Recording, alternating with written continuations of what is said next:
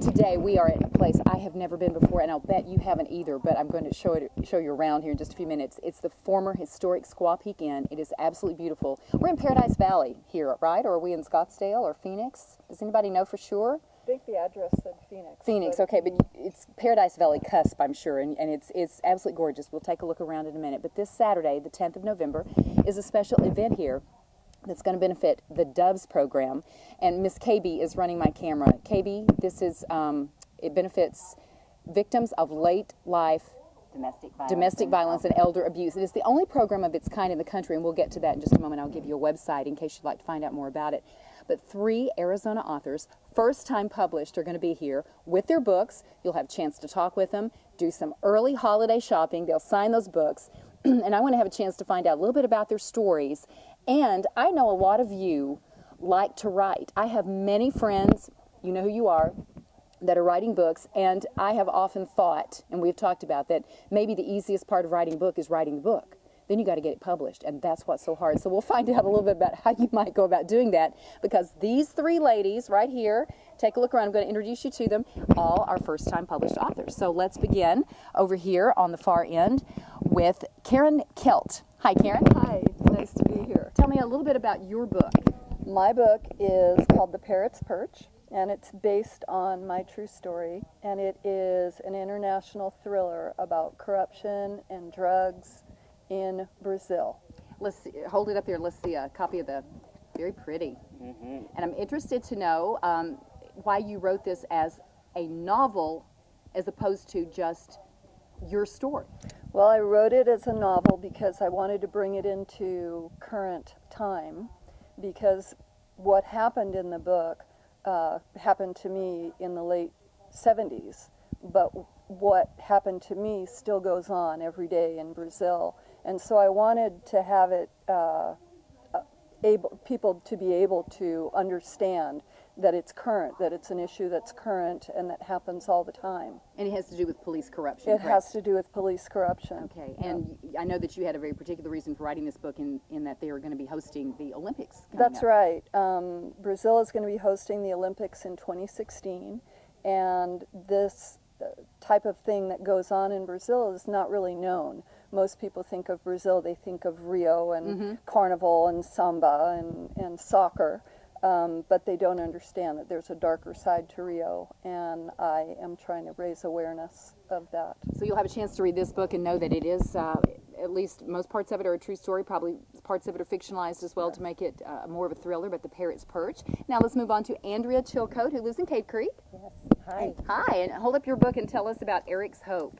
Eric's Hope is my personal story, and like you, I made it a fictional book. I co-wrote this with my good friend Sarah Burden, and it's my story of loving my dog Eric, losing him to, you know, dogs don't live so long. So when he died, I was so overcome with grief and didn't realize that anyone could love a dog, or even a being for that matter, as much as I did. And the whole journey of going through that taught me a lot about myself. I was a young woman, successful in my business, had a lot to learn about care and compassion for others, opening up my own feelings, and my dog helped me learn who I was and what I was to do in the world. And something really amazing happened right after his death, and I won't share that. I'll let you read the book for that. And it truly happened, and I wrote about that. But what's fun about the fantasy aspect is people have a hard time figuring out what's real and what's not. So there's more truth than not in the book. Well, I personally can't wait to read that one. And both of them have animals. And, you know, animals are a sure draw. Everybody loves dogs, birds, and parrots are among my favorites. So, of course, that's going to suck me in right there. So I'm anxious to read that story. What possessed you to actually start to write a book? Is that something you've always enjoyed doing, or did you just say, I have to get this out on paper? You know, I always enjoyed writing, but that wasn't it. It was the story, and it's what happened. What happened to me was so fantastic that I knew that it wasn't just for me, and I had to get the story out there. And that's what first compelled me to do it. And I played with it for a lot of years. I recorded an audio clip of the actual story around his death. and waited for 10 years until my friend Sarah said, let's get on this project. Let's get this done. And you know what I've learned from that is I'm a writer at heart. I really do love to write. I've only written for business until this, and it's really a way of expressing myself in the world. Eric's Hope, and now let's move on to Brittany. Sorry, and I keep saying her name wrong, but she told me how to say it. Sorry, Brittany. Sorry. And Brittany, your book is called The Trees They Grow, and you are the youngest of all of us. You're only 21. Are you still in college? I just graduated in April, actually. But you started writing this book, I understand, when you were 14. I did. I was bored in English class, and this story was born. I apologize to my teachers. Don't apologize. You know, I know someone else who started writing in a class and doodling around. Do you know who I'm talking about?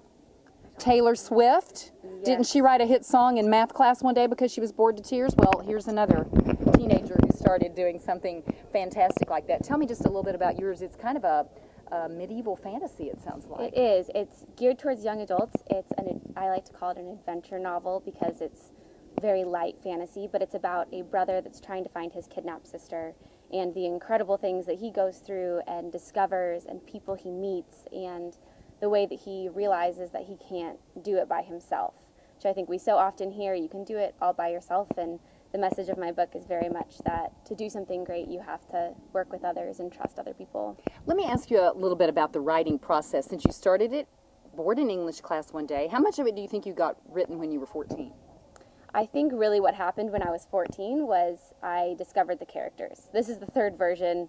Thankfully, it is not the same as what I wrote when I was 14, but when I was that young, I just discovered my main characters and how much I love them and feel like I really understand them to be able to really write their story well. So it took that long for you to come up with what actually happened to them, right?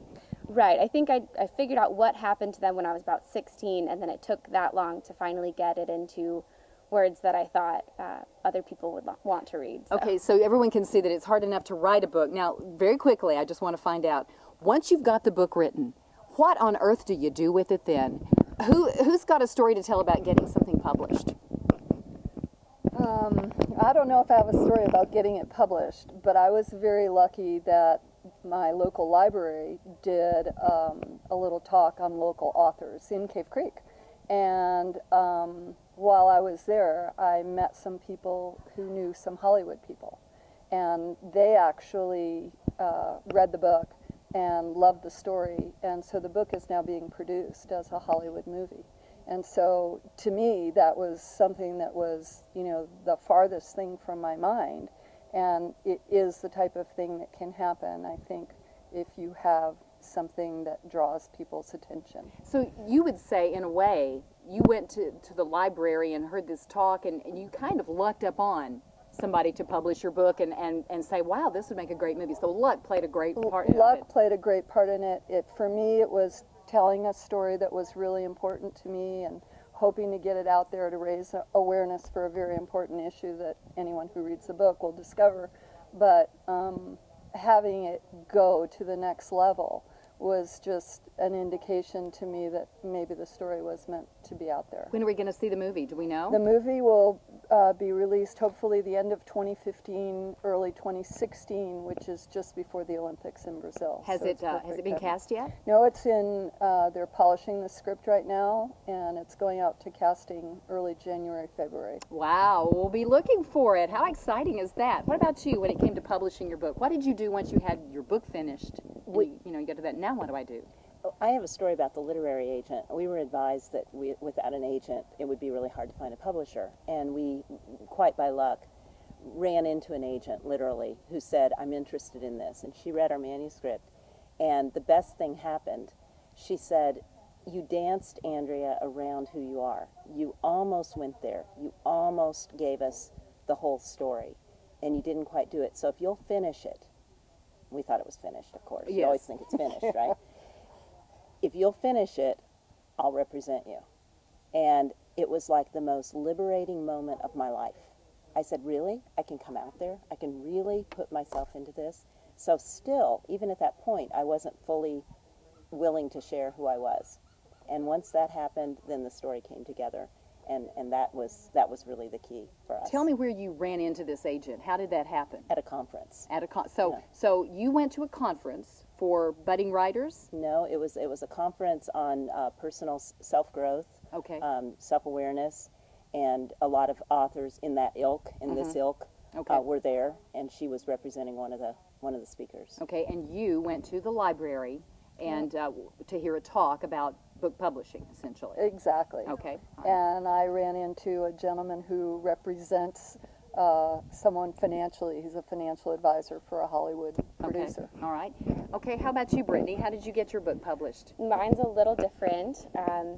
I actually graduated with a degree in biology, not anything to do with writing, and surprisingly no one was interested in reading a sample from a 20 at that time year old that didn't have any experience. So I sent queries to agents and publishers and got all these rejections, which is a great growing experience. I'm sure you guys know that.